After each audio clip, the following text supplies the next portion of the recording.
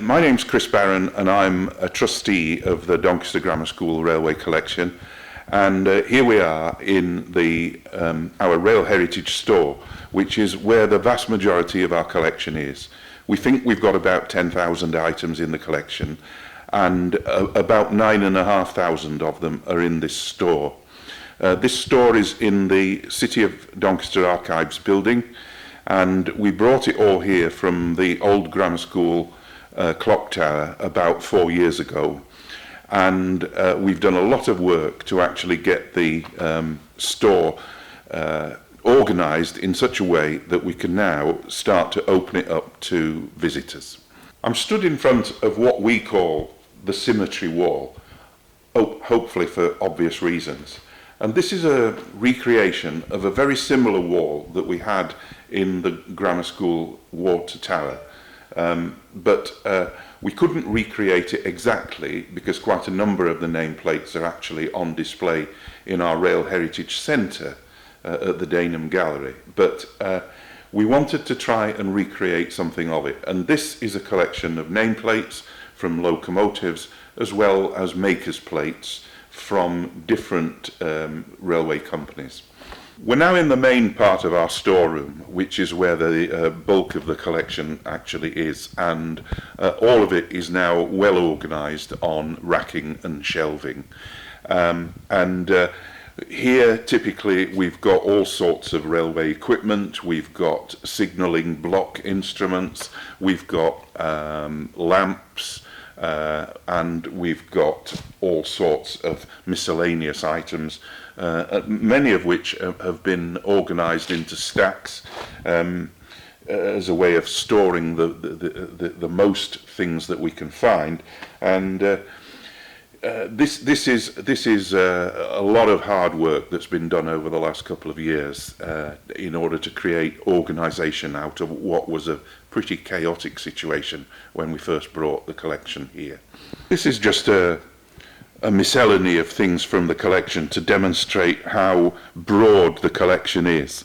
And we just put these things out on display more for their curiosity value than anything else. So we've got things ranging even from cutlery, from restaurant cars on trains and railway hotels. Here's another steam locomotive whistle.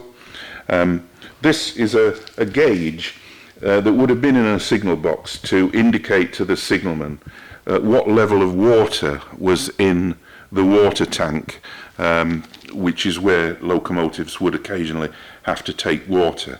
So there was no point in actually having the tank empty when the time came, so it was important to know how much water was available. Here we have a typical block instrument from a signal box, and this one actually happens to be from Nottingley, which is not too far from Doncaster.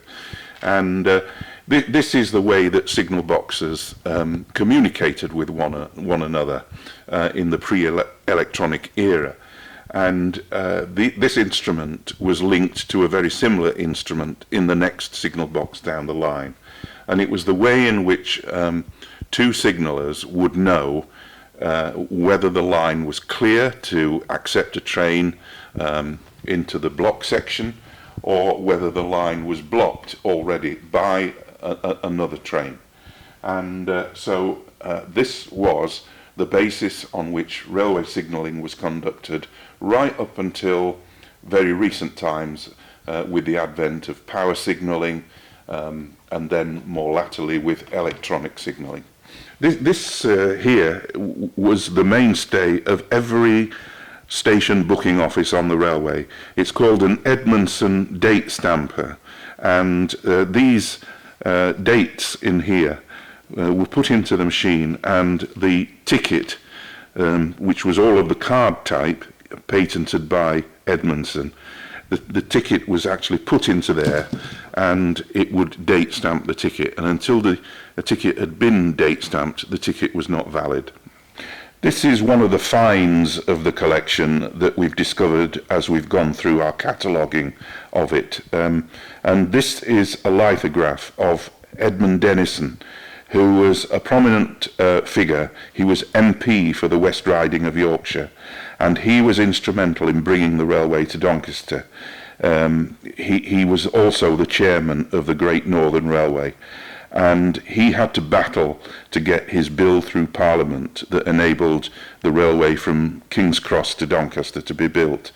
And he signed this lithograph on the date, June 1846. That's when the bill passed through Parliament. At long last, it took several years to get the bill through Parliament, but at long last, permission was given for the railway to be built.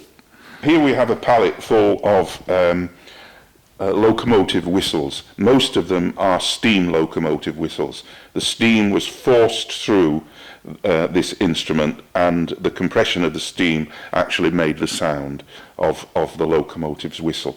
But there at the back are also two horns from diesel locomotives.